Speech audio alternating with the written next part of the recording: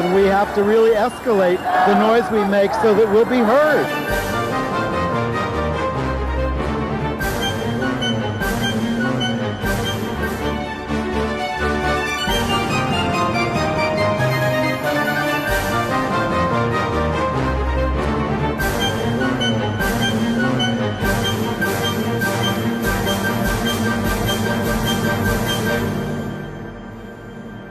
Welcome to Gay USA. I'm Andy Hum.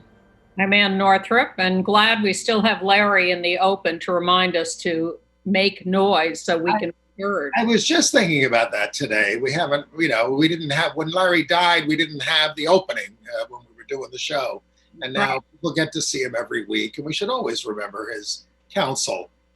In the news this week, we've been telling you about this Trump guidance on transgender people in homeless shelters. Well, they issued it officially, and at the same time, a week when there were 3 trans people in the United States murdered, and one who was brutally stabbed a couple of months ago, who can't get any action from the investigators. Yeah, very sad. And also very sad, coronavirus has taken out the out gay chief of critical care at a Baltimore hospital. Terribly sad story, and a beloved gay flight attendant in West Hollywood.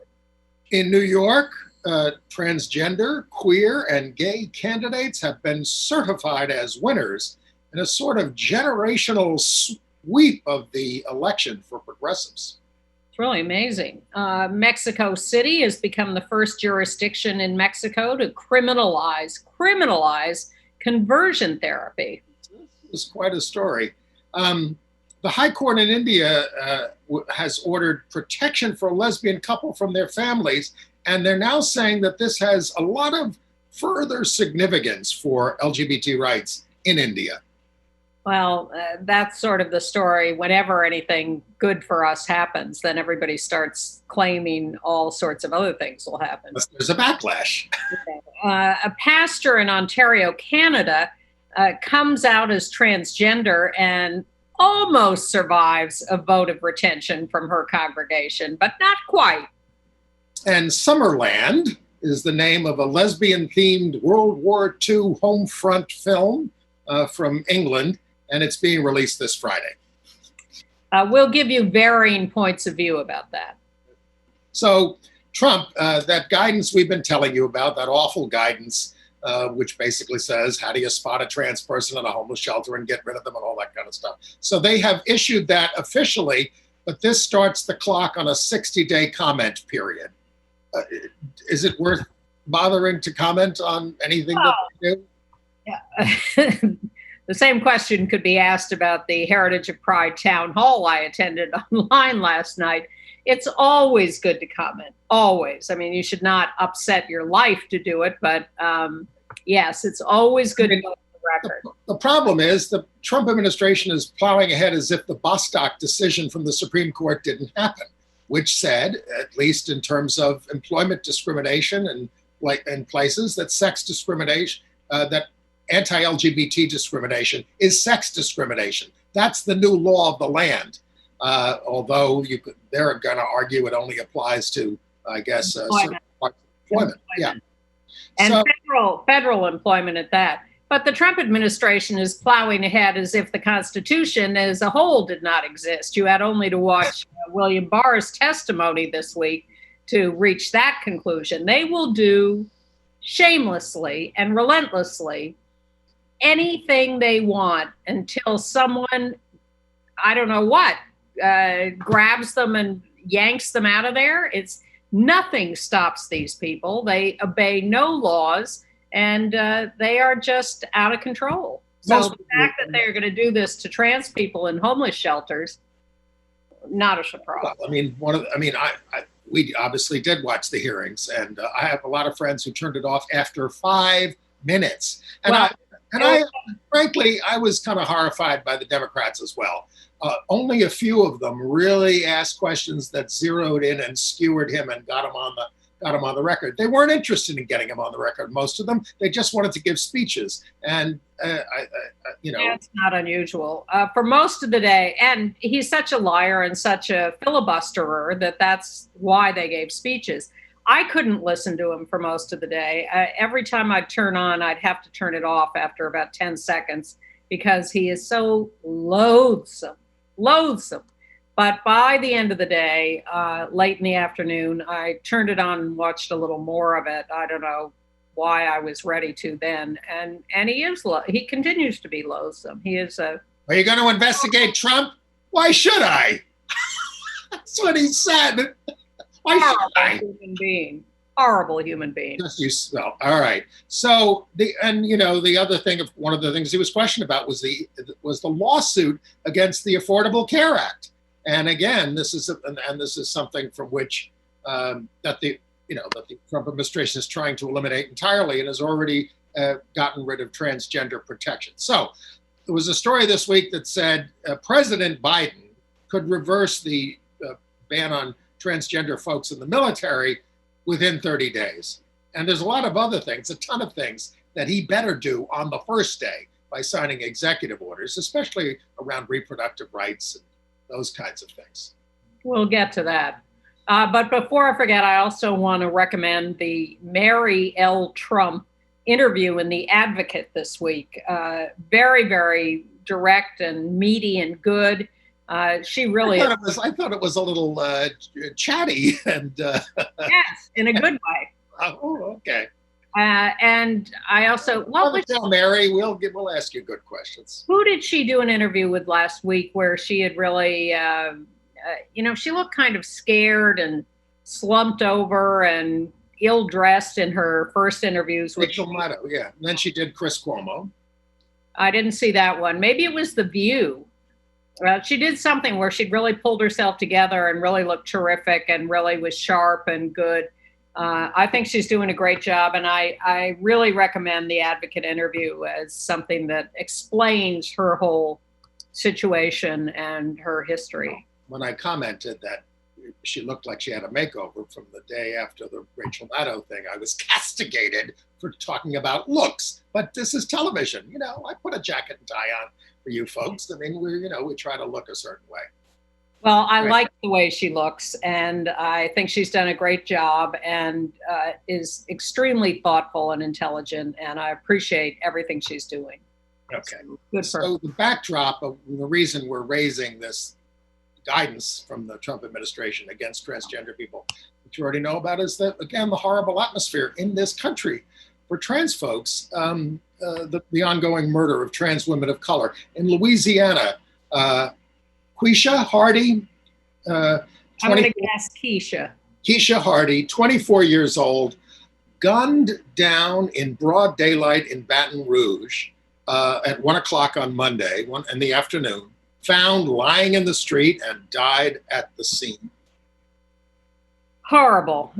In the Bronx, New York, another Black trans woman, Tiffany Harris. Excuse me? Maybe. Have they verified that yet? Well, that seems to be the most likely name. There was a dead name that was first used that was uncovered as not the right name. Tiffany Harris seems to be the correct name, although there are variations that have been put forth.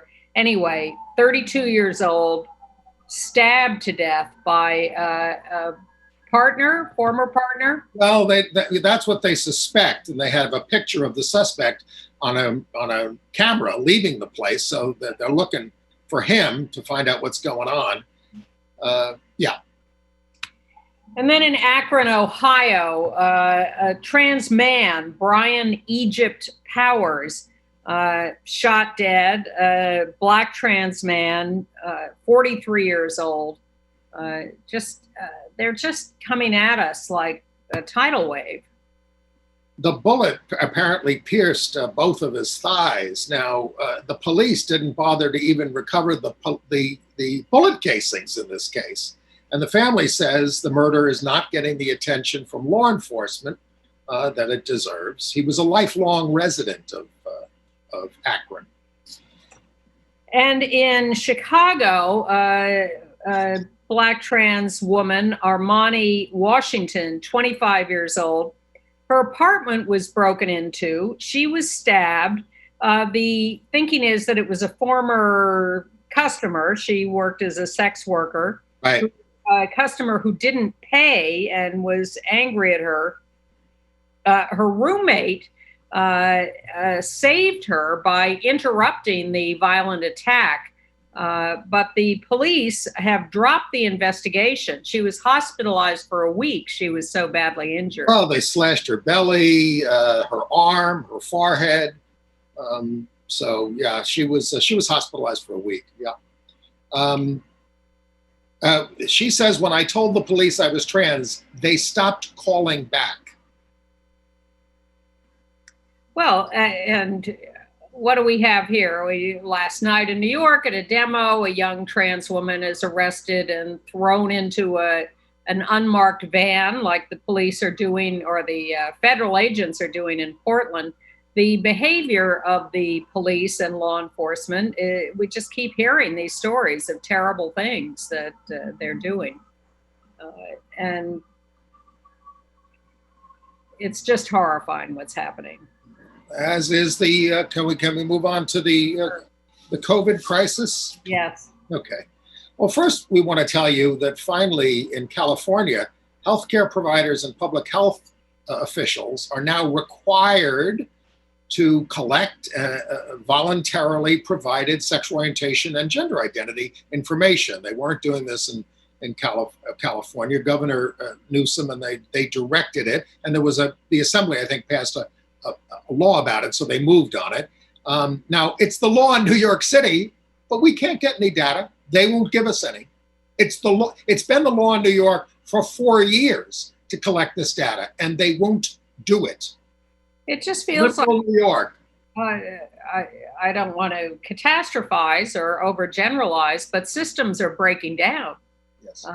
And things are not getting done, and laws are not being followed. Not that I'm a huge advocate of a lot of laws, but things are just not getting done that should be getting done, and things are not running properly. Well, there's an expose on the contact tracing in New York, a big expose on that, about it's like the worst place I've ever worked, and it's all for show, that they hired 300 people, but they're not doing anything. Well, I've always thought that government was mostly for show and not getting much done, but I think it's escalated. I think it's falling out of control. I think we need leadership committed to actually doing things. So anyway, the horrible COVID news this week in our corner of the world starts in Maryland, in Baltimore at Mercy Medical Center, where the chief of the critical care division, Dr. Joseph Costa, died at the age of 56 of coronavirus. Out gay man, absolutely beloved in this hospital. Catholic hospital, by the way. Yes, but not one that fired him for being married to another man.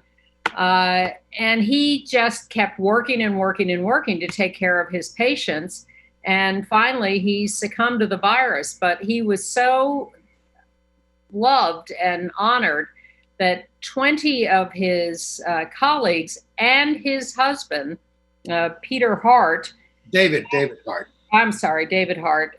They'd been together for 28 years, gathered around his bedside as he was dying and laid their hands on him to be with him when he died.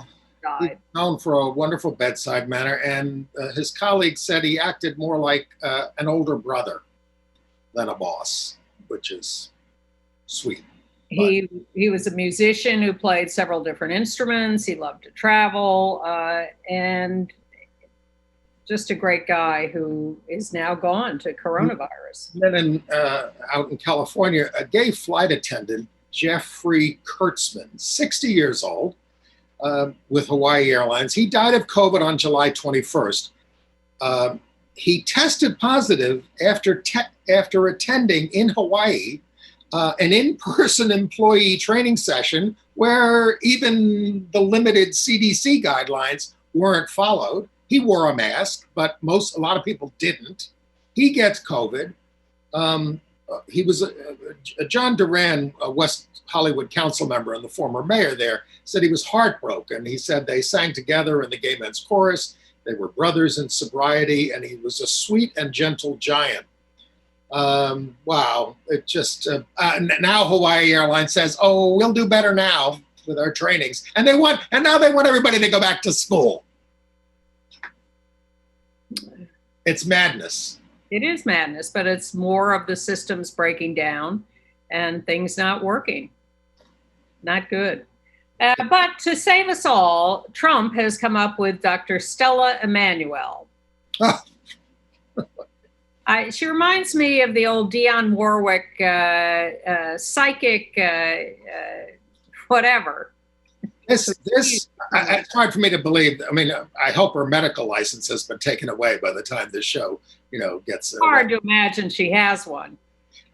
She's a quack and, deals in quasi-religious cures, and she's a very dedicated bigot. She says of the LGBT cause, who are the people behind this plot? What we do. It's the gays, the lesbians, the members of the New World Order, the Illuminati, together with ignorant Christians, but masterminded by Satan. Now, Trump is promoting this woman, and who else is promoting her? Madonna.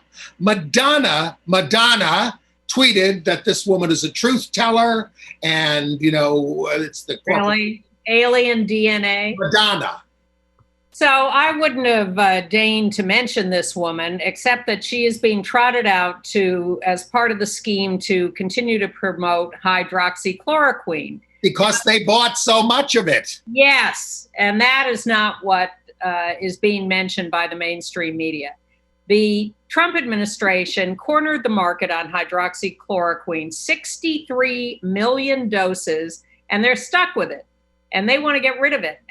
Why not give it? It's good for other things. Why not give it to those patients who now can't get it because we are storing it away for COVID? Malaria, lupus, rheumatoid arthritis patients all need this drug and can't get it easily anymore because it's all been swept up.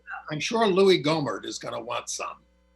That pig in the... he's got COVID now. Oh no, I hadn't heard that. Gohmert doesn't wear the mask, belligerently doesn't wear the mask.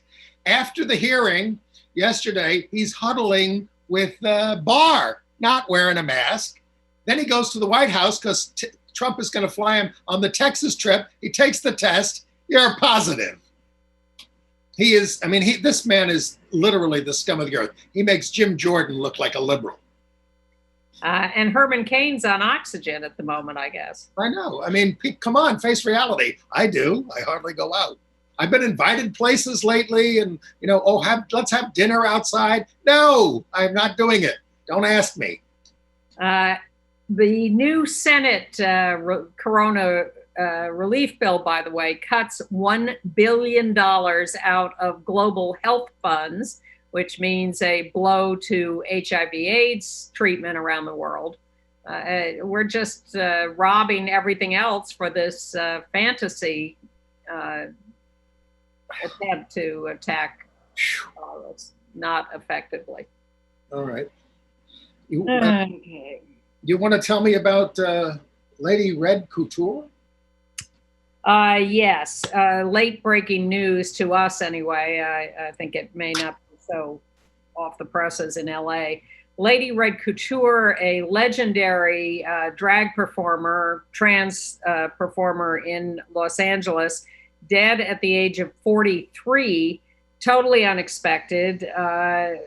Cause not entirely clear, was having some emergency medical problems, and boom, gone.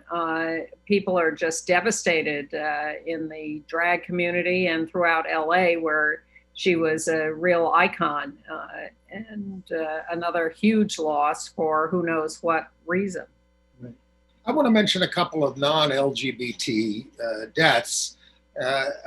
We also lost this week civil rights leader Charles Evers at the age of 97. He was the brother of Medgar Evers, the slain Mississippi civil rights worker, back in 1963. And that's what sort of got him off whatever life he was leading into the NAACP and doing that stuff. And he became the first black mayor of Fayette, Mississippi in 1969. Such a breakthrough that he was getting praise from Democrats and Republicans like Richard Nixon. But he served 5 terms, and it was quite a breakthrough at the time. Less gentle than his brother.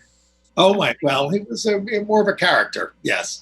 And then Constance Curry, a white Southern woman, 86 years old, who worked to end segregation in the South, worked with the NAACP and Ella Baker, supported SNCC. She was sort of a bridge between the communities.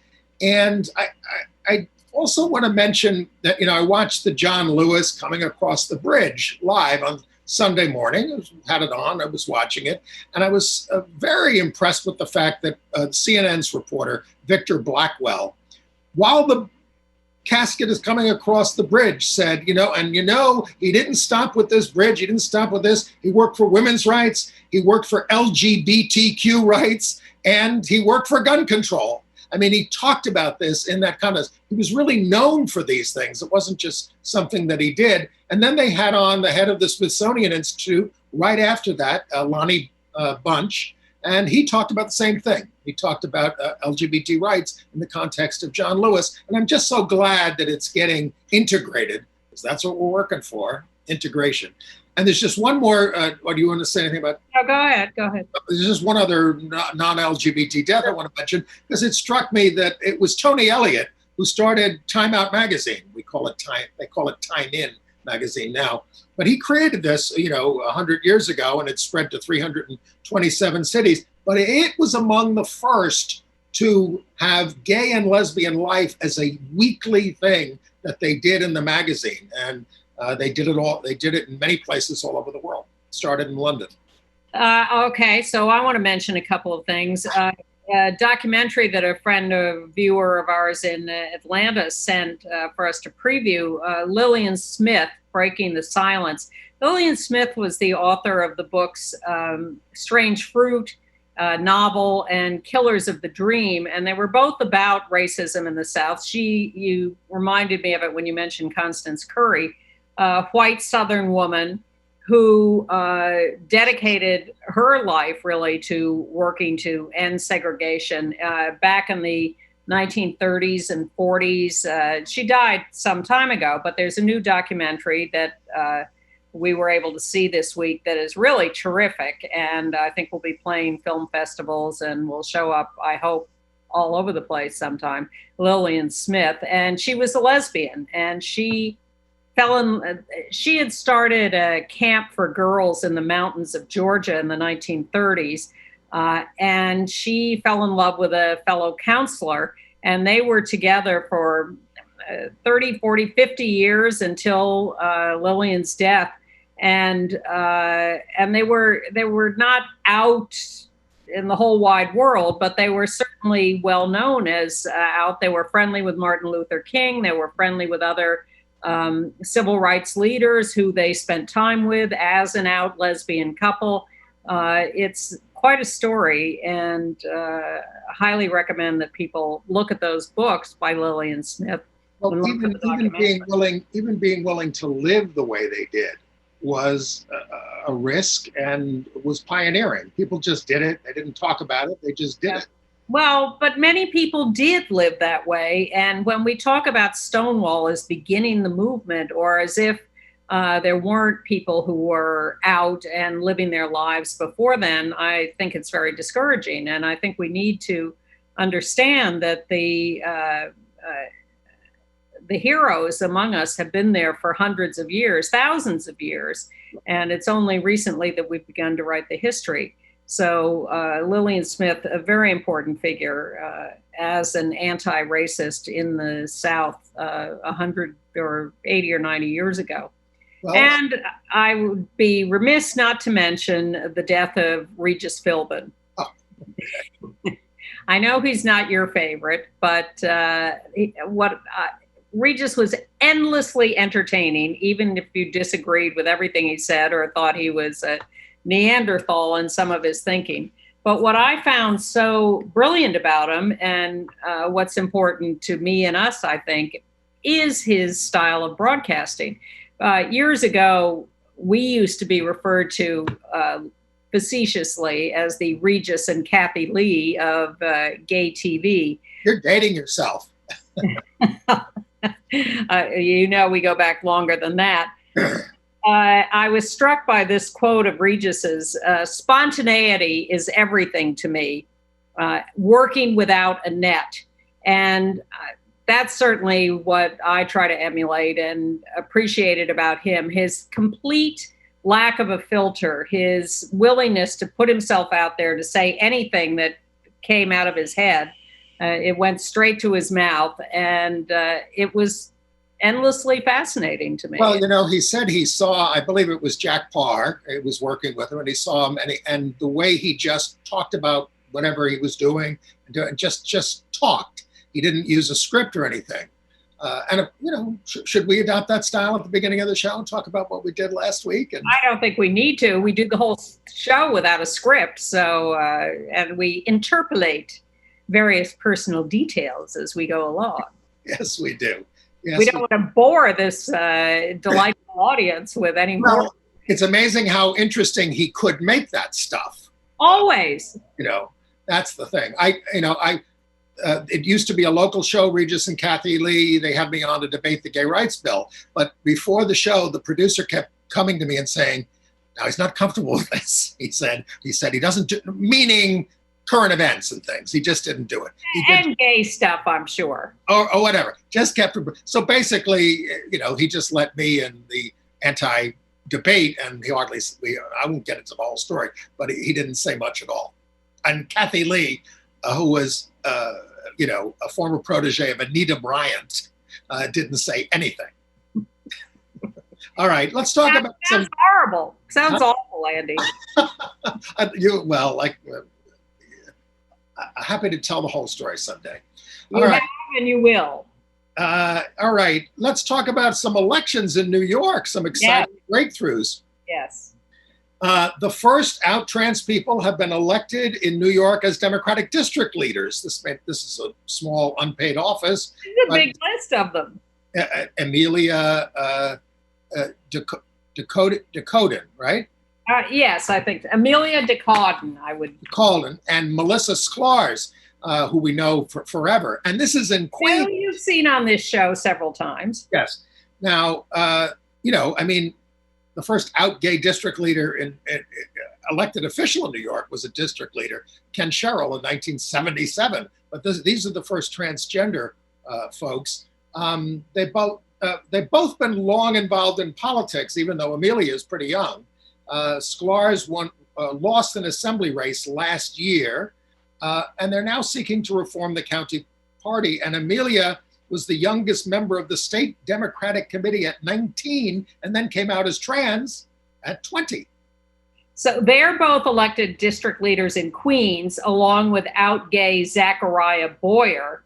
And then in Brooklyn, Sammy Namir Oliveras and Julio Pena III are elected as out gay Democratic district leaders.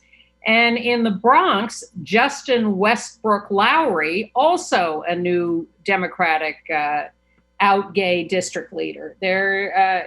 We're just taking over.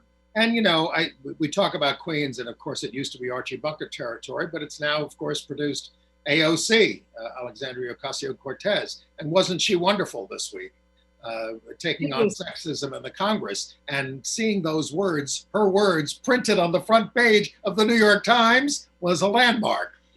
I did have one small problem with that story, which was that Yoho, aptly named, the Texas representative who called her the effing bee, to save all your sensitive ears, said his defense was, "I never said that to any of my colleagues." And the fact was, he said it to reporters, a group of reporters he was with as he walked past her on the steps after their little confrontation. So his out is to deny saying that to his colleagues, and people who don't know better would think he's denying having said it at all. But in fact, he is not denying having said it. He is simply twisting it to claim that he didn't say it to his colleagues when in fact he said it to this crowd of reporters about her as he was leaving his confrontation with her. Okay. We're kind of bearing the headline on the elections because, there were lots of new progressives and Democratic Socialists of America types, replacing longtime incumbents. And one of them is Jabari Brisport. Yes, for the New York State Senate at the age of 32 in Brooklyn, a math teacher and an out gay Caribbean American. So that's quite a breakthrough. It's enormous. And of course, now Richie Torres has been officially confirmed as the Democratic congressional candidate in the Bronx after heroically overcoming Ruben Diaz Sr., the legendary homophobe. This was, at the beginning of that race, people were not sure that anybody could beat Ruben Diaz. Well, because Ruben Diaz had been in the state Senate, and then he wanted to come to New York in the city council, and he ran a big multi-candidate race, and he got like 40% of the vote, which would have been plenty in this race, in a multi-candidate race. And so they sort of thought, he's got the base. But it's almost like he didn't try, Diaz. It did feel a little like that, but it also was that finally, towards the end, the other candidates started to coalesce around Richie, and he picked up enough support, if not all the support, that he could win that race. So he and Mondaire Jones are expected to go to Congress as the first out gay, Black, and Afro-Latinx men in Congress. Richie tweeted Mondaire, "Looking forward to causing good trouble with you, my brother."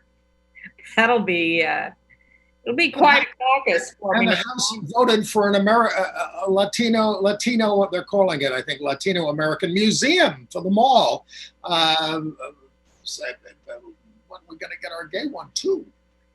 Well, eventually, but they are not, of course, the first out LGBT people of color in Congress. Mark Takano, Asian American, Sharice Davids, Native American. Sure. So they are just adding to the mix. Okay. Now, we're not prejudiced towards New York, but there was another story from New York. A non-binary person, Sander Saba, S-A-B-A, is suing Governor Cuomo and the Department of Motor Vehicles because New York does not have an X gender option on the driver's license. We have it now for birth certificates, I think. So he's suing using Lambda, legal defense. And he says, look, Saba said, it is demeaning to be forced to carry documentation inconsistent with my identity. I like that suit Saba's wearing. It seems strange that you could have an X on your birth certificate, but not on your driver's license. Well, Pennsylvania is doing it now. They just voted to do it. So that's progress. And that must have been done administratively because that legislature hasn't even passed a state LGBT rights law. Correct. Back to, as a different angle on politics and to get out of New York for a minute, North Dakota. Oh, yes. The state GOP convention passed a resolution that condemned LGBT people as having practices that are unhealthy and dangerous, sometimes endangering or shortening life, and sometimes infecting society at large. Well, sounds like what Republicans are doing in the COVID crisis. Exactly. But this was so over the line that even the Republican governor of North Dakota condemned this resolution. Well, Doug Burgum is the governor. He said everybody should be free of discrimination. How about an LGBT rights law? The GOP legislature has defeated a proposed LGBT rights law, but now the executive director of the party in North Dakota said that he regretted the offense that people took and will reconsider. And the executive committee of the GOP in North Dakota has disavowed this resolution, and I think it passed overwhelmingly. Canceled it. But those who supported it are furious that it is being taken away from them by fiat. And there's a huge fight in the Republican Party in North Dakota. Who else would join the Republican Party at this point, which is led by an anti-maniac? Well, I mean, come on. Come on yourself. The Republican Party controls North Dakota. I know they control it, I'm saying, but that's why they're so upset, because who else would belong to a party like that now? Trump still has a few supporters. And as you say, Jim Jordan is right there in the Congress doing all. No, he doesn't have a few supporters. He has a lot of supporters, and I'm afraid of most of them. Yeah, me too. All right. Okay. All right. In Arizona, there was a rule in Maricopa County making it harder for LGBT couples for the last 5 years, denying them legal services from the county. So ACLU said, we're going to sue over this. Are you kidding? You know, you can get married, you can't deny gay couples. So they got a new county attorney, and she reversed the rule. She's a Republican, but she reversed the rule. And she says it's going to save us $750,000 a year, even though we're going to, but the guy who instituted the rule has been elevated to the Supreme Court of Arizona. So Peter principle. You win some, you lose some. Yeah. In Mifflinburg, Pennsylvania, we told you, I think, about the grocery store that posted a hateful anti-LGBT message saying COVID is not real and not dangerous, but LGBT people are. Same kind of message that the North Dakota Republicans were giving. Well, they held a demonstration against the grocery store this last week. Hundreds of people showed up to protest for LGBT people and for Black Lives Matter. This is not downtown Philadelphia. This is Mifflinburg, Pennsylvania.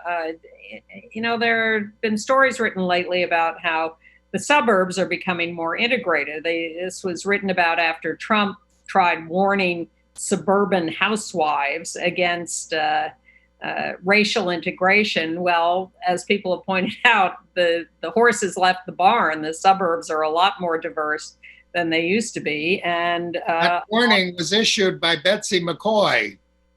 You didn't read the article? No. That's what he retweeted, her article warning suburban women about racial integration. Wonderful. That's a reference to my briefly college roommate that he's making. I haven't talked to her in years. I understand that. In California, in Laguna Beach, vandals threw 5 Molotov cocktails at an historic gay bar last week, the 62-year-old Main Street Bar and Cabaret. It had been closed. The windows were shattered, but the bottles did not ignite, thank goodness. But the whole building could have gone up, and there were many other tenants there. The owner believes it was a hate crime. Awful. In Tennessee, Union University is a Christian college there in Jackson, Tennessee. Yes. And they rejected the application of a nursing graduate student, a graduate student in nursing, not a grad student who was nursing. Right. Alex Duran. They told him that he violated their community values statement that he had signed because he is an out gay man, and planned to live with his partner, I guess, in university housing. And they get to violate Title IX's rules against discrimination because they have one of these religious exemptions, and they can get federal funds even though they $40 million. Well, my question is, why did Alex sign this community values statement? I really, please don't go to these places and let them know why you're not going. And we don't know all the circumstances. I mean, sometimes, this might be the most convenient place to get this degree, and it has a program that you need. It's tough on a lot of people. I understand. That's why we're saying, we don't want these places to discriminate, especially hospitals and things like that, because people may have nowhere else to go. Well, exactly. And I don't want to come down too hard on him, but really, I'm astonished that people sign these things. Call me naive. And speaking of religion, the Second Circuit in New York has revived a challenge by New Hope Family Services challenging our state's regulation that prohibits discrimination on marital status or sexual orientation in adoption agencies. Now, they're not getting government funds. We don't want government funds. We don't want to be told what to do. But the law says if you do these services, you can't discriminate in this way. And they basically want to cite the masterpiece cake chop thing in order to get, so the case is going to be reheard. This is different from the Philadelphia case that the Supreme Court is going to hear in the next session, which is about an agency that does get federal funds, get state funds. Well, people keep citing the Masterpiece Cake Shop decision as if it were about allowing people to discriminate, which is not what it was about. They never reached a decision on that. All they did was refuse to take the case because they said the Colorado Human Rights Commission had inappropriately debased their religious feelings or whatever in their decision. There is no Supreme Court decision allowing public accommodations to discriminate like that. You can't be hostile to religion. All right. The 10th Circuit Court of Appeals. The 10th Circuit Court of Appeals took the Bostock decision about anti-LGBT as sex discrimination, and they became the first federal appeals court to recognize that workers can bring sex plus age claims under the federal civil rights law. They're saying that the Bostock decision changed the legal threshold for showing bias. In other words, you don't have to be a group. You don't have to show it's systemic. It can just be about you, and were they biased towards you? Hard to believe it took them till now to get to that, and took this decision to get there. But as we often bemoan the extrapolation of decisions like the Hobby Lobby case to then empower religious people around the country to discriminate, it's nice to see that this Bostock decision can have further implications. But as you know, everybody's gonna want our business now because there's so little business, and people are. If only that were true. That would change things. Well, in Indiana, the Court of Appeals ruled that legal name changes are now available to non-citizen and trans people. The Transgender Law Center brought the case on behalf of 2 transgender immigrant clients. All right. And in Santa Cruz, California, we celebrate the marriage of Susie Bright to John Bailiff. Yes, well, she's bisexual, and even though she was the first editor of the lesbian sex magazine On Our Backs, and they raised a child, she and John raised a child together with her former partner, Honey Lee Cottrell. So, it's modern. Life is life, but congratulations to her, a pioneer in writing and editing erotica. Her lawyers basically said, there's a pandemic, get married. Right. Yeah, for protection. International news. Okay. In Israel, they have banned conversion therapy in a first reading in the Knesset, their parliament. But it's all part of local politics, and it's expected to fail eventually. It's a pawn in the fight between the political parties in this new coalition that has kept Netanyahu in power. So don't be surprised if that disappears in further Well, things are infinitely more serious in Syria. Human Rights Watch just reported that gay and bisexual men and trans women in Syria are being targeted with sexual violence by ISIS and militia members who choose their targets based on your gestures, how you move your hands, what you wear. Do you care too much about your appearance? Then they rape you with sticks, beat you in prison, just to see you suffer. And then you try to seek help at a hospital and they turn you away. So it is a desperate situation there. And not to be belittling at all, but it sounds like the Trump administration. Well, I mean, it's relentless. Yeah. In Canada, in Woodstock, Ontario, two women are planning their wedding for a year from now. Mallory Arthur and Kelly Roberts.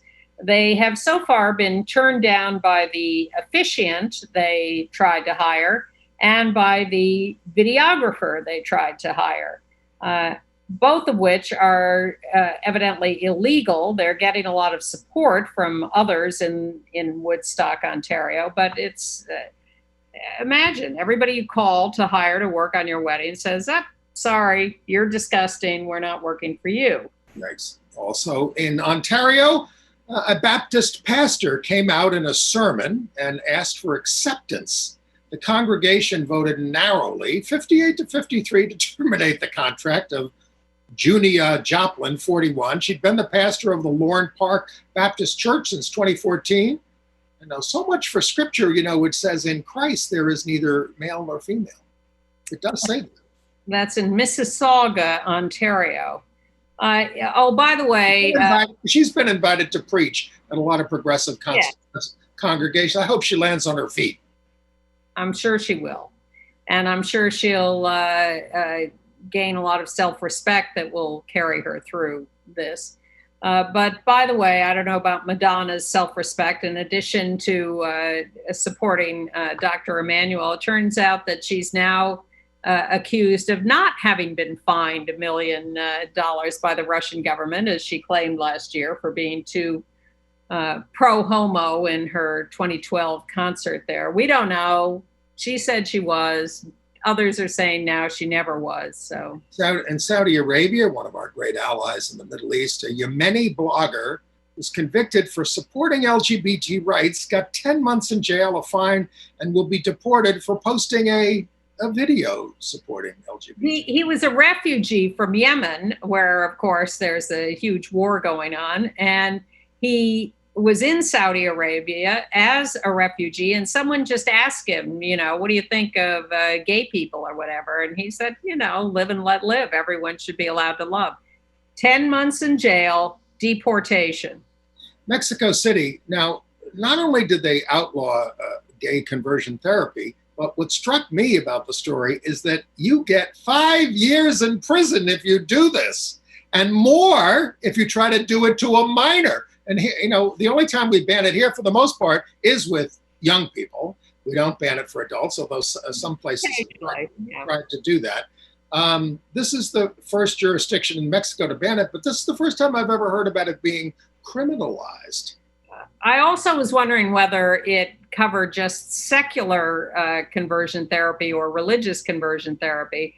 I haven't found the answer to that, but I did see that religious leaders were opposed to this bill. So I don't know if they're just opposed to it theoretically or whether it covers them too. None of these anti-conversion therapy bills say that a pastor can't tell you not to be gay. Well, that's in the U.S. That's in the U.S. But you can't get reimbursement as a practitioner, basically. That's the way it works in the United States. But I'm asking, this is Mexico, and I want to know whether Mexico has the same kinds of religious freedom laws that will exempt. Invite our viewers to fill us in some more, and we'll be looking for more information. And you can go to gayusatv.org to be on our email list and to see our show. And to find out how to contact us to send us information. Exactly. Especially when we screw up. In Haiti, the president declared by fiat that a non-discrimination law for sexual orientation, at least, should be added to the criminal code. Thousands of religiously minded people marched in protest. This is not supposed to take effect for 2 more years, 2022. It could be repealed between now and then, or people could see the light. Down to our last 8 minutes in India, I think we told you about a high court decision that orders the police to act on lesbian couples' request for protection from their families after they got threats. But it's considered now the first affirmation of LGBT relationships. Yes, they got rid of the sodomy law, anti-sodomy law, but this is seen as building the legal foundation for marriage equality. Well, speaking of which, there was and we should rush through because there's more to talk about in entertainment news, but the big story this weekend about Poland wanting to repeal their laws against domestic violence. Why? Because they think that this would lead to supporting LGBT people, because it would somehow muddy the waters about gender. It's crazy, but this is what's happening with this re-empowered Polish right-wing government. And in the Seychelles, a trans woman is suing at the United Nations Human Rights Committee, claiming a lack of legal recognition for her gender identity. She has been trying for 10 years to get them to change her documents, and they won't. So that's why she's suing. In Thailand, hundreds of LGBT youth have joined the pro-democracy protests against the military junta government that took over in a coup 6 years ago. And in Germany, the government is working on what to do about LGBT people thrown out of the military before they opened it up. They may compensate some of them. They may get rid of the bad discharges. No final decisions yet. We'll follow that. Okay. AIDS news. In San Francisco, the Board of Supervisors unanimously approved the repeal of regulations forbidding private rooms in bathhouses and mandating the monitoring of sex. So once the virus disappears, the bathhouses will reopen. Okay. Entertainment news. Well, I want to recommend the movie Summerland, which is coming out on July 31st from IFC. It's a World War II home front drama in England. I found it deeply moving with a lesbian theme, really. It's about a lesbian academic loner in the countryside who's prevailed upon to host an evacuee child. And she doesn't really want this. And then it keeps flashing back and forth to the present. I enjoyed it. Gemma Arterton played the lead lesbian there. And it's a story about love, life, loss, and redemption, and it moved me. But Anne? It did not move me. I liked the landscapes, but that was about it. I found the story extremely superficial and not terribly meaningful. The difference between us. Well, we can't agree on everything. I was glad to have a chance to see it, but I was disappointed in it. But you want to talk about the Emmy Awards? Yes. So I was on a big Zoom call last night, and I took that opportunity to read through the thousands of Emmy nominations. And I just wanted to... literally. Huh? I think literally. I mean, it's... Yes. No, that's not an exaggeration. There are thousands. And most of TV these days, whether it's mainstream, cable, streaming services, whatever it is, most is very LGBT friendly, has LGBT characters and themes all over the place, little mentions, major storylines, whatever it is. So to pick out all of them would be ridiculous. But one thing I just made a few notes of a few things. Unorthodox on Netflix is the story of the lesbian Orthodox Jewish woman who leaves the sect and has a lot of problems leaving. I haven't seen it yet. I'm looking forward to seeing that one. I'll let you know what I think. I'm very happy that Killing Eve got more nominations with Jodie Comer, Sandra Oh, and Fiona Shaw, who I think are fantastic. A lot of homoeroticism in that one. Billy Porter for Pose, but not any of the other cast.